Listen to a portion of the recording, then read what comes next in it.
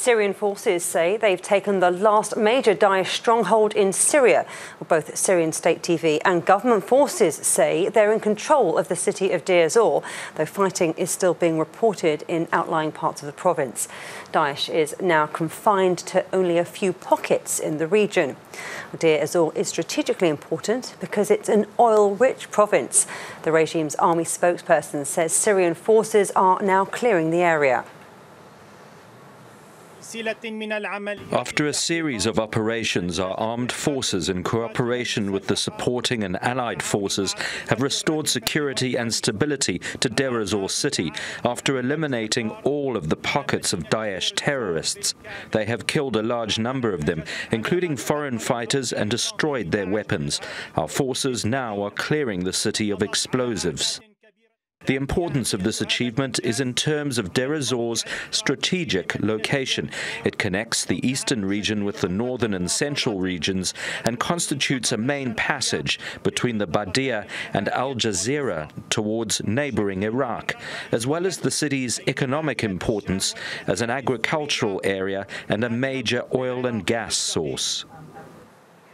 Well, let's talk to our defence analyst now. Oubai Shahbandar joins me from the newsroom in Istanbul. Hello there. Now, it's losing territories, that physical control on the ground in Syria. How do you expect Daesh to regroup now? Well, this is a major loss for Daesh. Deir Ezzor is the largest city in eastern Syria that has now been cleared of Daesh's forces.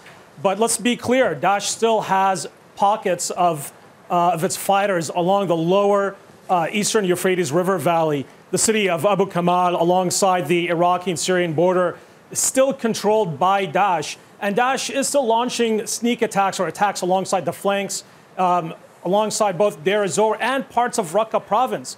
And really, we're seeing at this point a race between the Assad forces on one hand, backed by the Russian Air Force, and the US-backed forces who are also entering northern Deir Ezzor province from the north, alongside the U.S. Special Forces and its partner forces, the PYD, which is, of course, an affiliate of the Syrian PKK forces. So it seems that the fight is definitely not over by a long shot, yet we have a major city, a major stronghold in eastern Syria, once controlled by Daesh and used by Daesh for its oil resources, has now been cleared. So certainly it's been dealt a very heavy blow.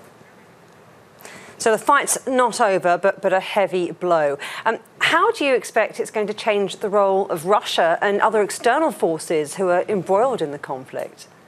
Well, the Russian Air Force played an outsized role in the capture of Deir Ezzor, as we all know. The Assad regime's forces are heavily dependent upon Russian close air support. And more than likely, we're definitely going to see some elements of Russian special forces on the ground as the Assad regime and its affiliated militias advance from the city of Deir Ezzor to the rest of the province alongside the Euphrates River Valley. So we are certainly seeing attempts by the Russian military to help the Assad regime consolidate control over the rest of eastern Syria that is still being held by Daesh. That's Russia, but if Daesh isn't quite imploding, but is certainly regrouping, what are the implications for Trump's foreign policy goals, do you think? Well, just the other day, we heard straight from President Trump that defeating Daesh remains the U.S.'s main goal and priority when it comes to Syria and to Iraq. However, it doesn't seem that U.S. foreign policy really has a follow-on plan on what happens after Daesh is defeated, what happens to the cities that are captured by the U.S.-supported forces on the ground. Will they be passed on to a civilian administration? Will the PYD, the PKK affiliate, have control over these cities? There are still some major question marks here in terms of the what next, what comes after Daesh.